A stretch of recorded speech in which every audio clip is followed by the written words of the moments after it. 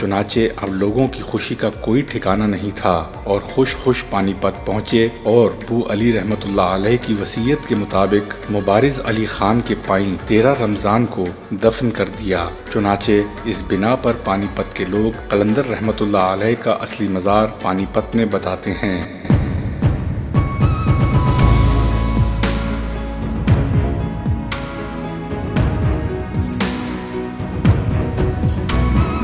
ایک دن ابو علی قلندر رحمت اللہ علیہ مسجد قوت الاسلام میں وعظ فرما رہے تھے کہ ایک فقیر مسجد میں آیا اور با آواز بلند کہا، شرف الدین، تو جس کام کے لیے پیدا کیا گیا اس کو بھول گیا؟ کب تک اس قیل و قال میں لگا رہے گا؟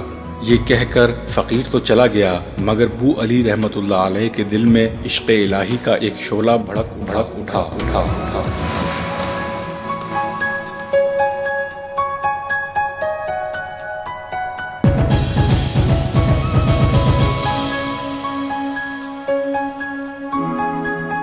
آپ حضرت خواجہ قطب الدین بختیار کاکی کے مزار پر حاضر ہوئے اور وہاں سے حکم ہوا کہ پہلے ہمارے کسی مرید کو اپنا رہبر بناؤ، پھر ہمارے پاس آؤ۔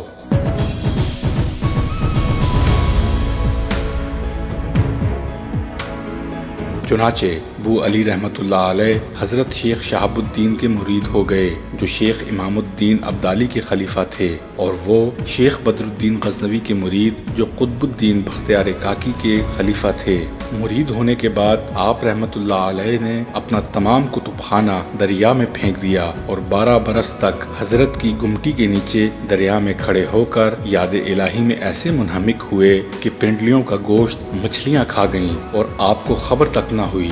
ایک دن آواز آئی کہ شرف الدین، تیری ریاضت قبول ہوئی، مانگ، کیا مانگتا ہے؟ آپ رحمت اللہ علیہ نے عرض کی، میرا مقصود تو ہی ہے، تجھی کو مانگتا ہوں۔ ہدایت ہوئی کہ پانی سے باہر نکل۔ عرض کی کہ میں پانی سے باہر نہیں آؤں گا، تو نکالے تو تجھے اختیار ہے۔ یہ کہتے ہی آپ رحمت اللہ علیہ کو استغراق ہو گیا۔ انہوں نے دیکھا کہ ایک بزرگ نے انہیں گود میں اٹھا کر دریا کے کنارے پر کھڑا کر دیا۔ ابو علی قلندر رحمت اللہ علیہ نے کہا، اے شخص، تو نے یہ کیا کیا؟ میری تمام محنت ضائع کر دی۔ اس بزرگ نے کہا، شرف الدین، تو مجھے نہیں جانتا، میں علی ہوں۔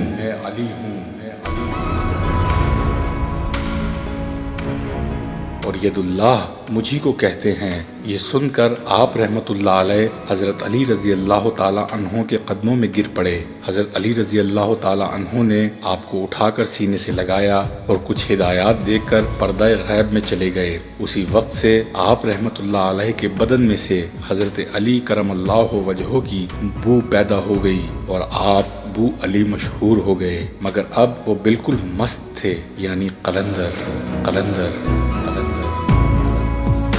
اس کے بعد آپ رحمت اللہ علیہ نے ہندوستان کے بہت سے مقامات پر چلہ کشی کی اور آپ سے بہت سے کمرائے متین ظاہر ہوئیں۔ ایک مرتبہ آپ کی مونچھوں کے بال بہت بڑھ گئے اور کسی کی ہمت نہیں پڑی جو آپ سے ان کو کٹوانے کو کہہ سکے۔ مولانا ضیاء الدین سنامی رحمت اللہ علیہ جو شریعت کے زبردست حامی تھے، قینچی لے کر گئے اور آپ کی داڑھی پکڑ کر مونچھیں تراش ڈالی۔ کہتے ہیں اس کے بعد آپ رحمت اللہ علیہ اپنی داڑھی کو چوما کرتے تھے اور کہا کرتے تھے، یہ شریعت محمدی کے راستے میں پکڑی جا چکی ہے۔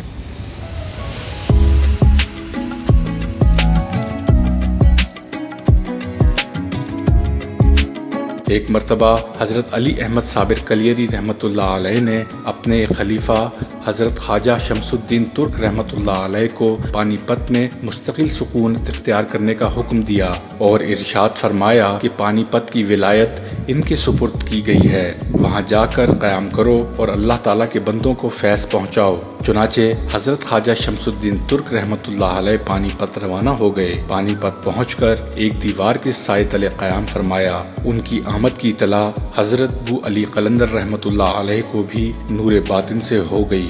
حضرت شمس الدین ترک رحمت اللہ علیہ نے دودھ سے بھرا ایک پیالہ اپنے خادم کے ہاتھ حضرت ابو علی رحمت اللہ علیہ کے پاس بھیجا اور اپنا سلام کہلوایا۔ حضرت ابو علی رحمت اللہ علیہ کی خدمت میں جب دودھ سے بھرا ہوا پیالہ پیش کیا گیا تو آپ مسکرائے اور پیالے پر گلاب کا ایک پھول رکھ کر پیالہ واپس کر دیا۔ جب وہ دودھ کا پیالہ واپس حضرت خواجہ شمس الدین ترک رحمت اللہ علیہ کے پاس پہنچا تو وہ بھی مسکرائے۔ حاضرین یہ صورتحال دیکھ کر بڑے حیران ہوئے اور حضرت خواجہ شمس الدین ترک رحمۃ اللہ علیہ سے اس کے بارے میں پوچھا تو انہوں نے فرمایا حضرت بو علی قلندر رحمۃ اللہ علیہ کی خدمت میں دودھ کا پیالہ بھیجنے کا مقصد یہ تھا کہ حضرت علی احمد صابر رحمۃ اللہ علیہ کے فرمان کے مطابق پانی پت کی ولایت میرے سپرد ہو چکی ہے، اس لیے یہاں پر اب آپ کے لیے کوئی جگہ نہیں ہے۔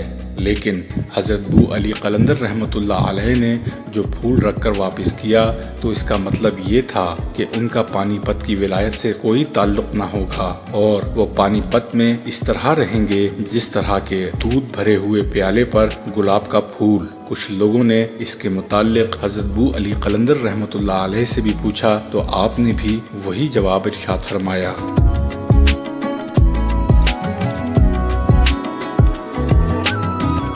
یہی تھی آج کی ہماری ویڈیو۔ اگر ویڈیو پسند آئے تو برائے مہربانی لائک، شیئر اور سبسکرائب کرنا نہ بھولیے گا۔